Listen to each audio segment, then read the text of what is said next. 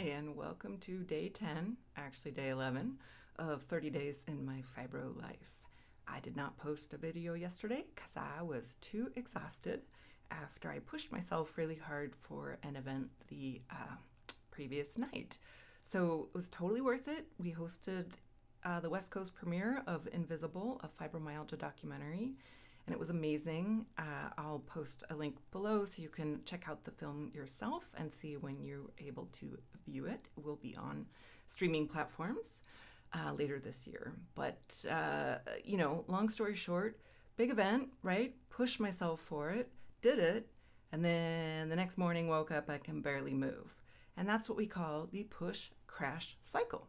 So I thought today I would talk about that very cycle, which I reacquainted myself with today, or this weekend, but everybody with fibromyalgia is very familiar with. It's a part of life. We can minimize it, but we can't eliminate it.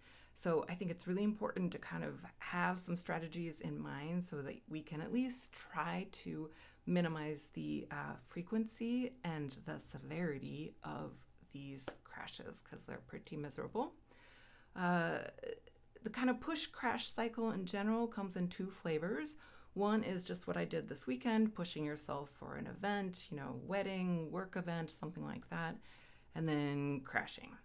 The other is for kind of on a good day where you have some energy, where you push yourself to really catch up on all those tasks that have been stacking up. So for example, the laundry's piling up, and on a good day, you do all the laundry, and then the next day, crash. So, those two flavors are things that we kind of need to address slightly differently.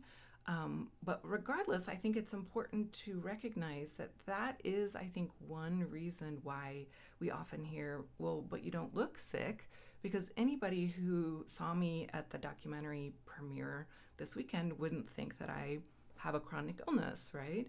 But anybody that saw me Sunday morning when I could barely get out of bed would. And so I think the challenge is the part that that's visible sometimes is not it's not the whole picture, right? It's like the tip of the iceberg.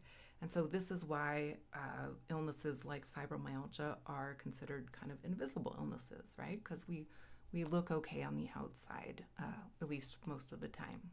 So another way to kind of describe what I did this weekend is I spent my future spoons. So I actually went into like spoon debt. If you think about the spoon theory of sort of, a allotted amount of energy kind of per day.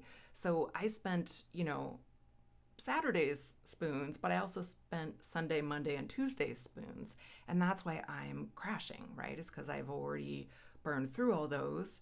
And it's, it was worth it, but I wish the crash didn't last so long. I wish they didn't suck so much, but they do. So I have kind of developed over the years a mnemonic to kind of remind myself how to try to lessen or avoid these crashes, and they are the 3 S's. So the first is set expectations. So when you're feeling better, or on these days, let's say you're going to a family wedding, and you can say, okay, family, I will be able to participate in this. I will do the, rehearsal dinner. I'll go to the wedding, but I'm not going to be able to do the after, brunch, because I'm just going to be too exhausted because of my chronic illness. So their expectations set, and you hopefully are able to recover some on that Sunday morning before you have to travel back home or get back to work, etc. So setting expectations of those around you. Easier with family, harder with employers, but if you do have an understanding employer, I think saying, hey, I worked late on Tuesday, I'm gonna have to come in a little bit later on Wednesday, and maybe that's where FMLA protection could come in. So setting expectations, scheduling wisely. So as I'm getting older and wiser, I've learned, particularly when I travel, I really need to have a rest day after I fly. So I fly, I try to spend, I will leave a day early so that I can spend a rest day before I have to, let's say, present at a conference, because I need time to recover from travel. So that's just one example of trying to kind of schedule wisely. The other thing is I've particularly learned this lesson lately. I'm more selective about what I'm going to spend my spoons on. So I'm a chronic people pleaser.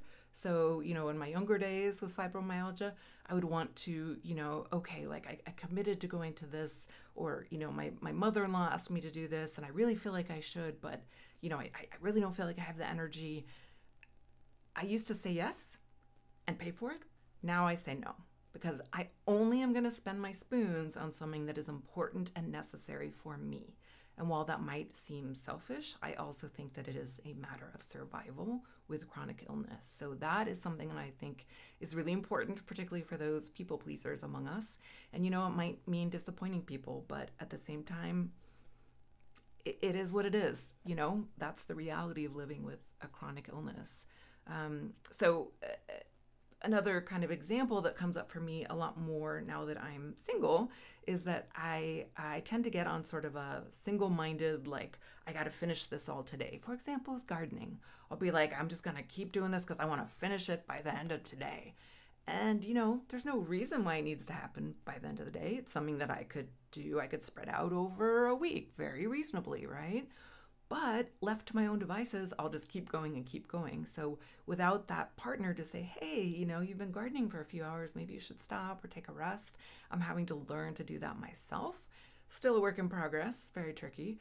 But I hope that this has been at least somewhat enlightening about ways that you can try to lessen the frequency and the duration of these kind of somewhat inevitable crash cycles, because life happens, and it happens on its own schedule. So I think we need to try to adapt ourselves as best we can, but understand that sometimes even fibro warriors need to rest. So with that, I would say stay fierce, and I'll see you tomorrow.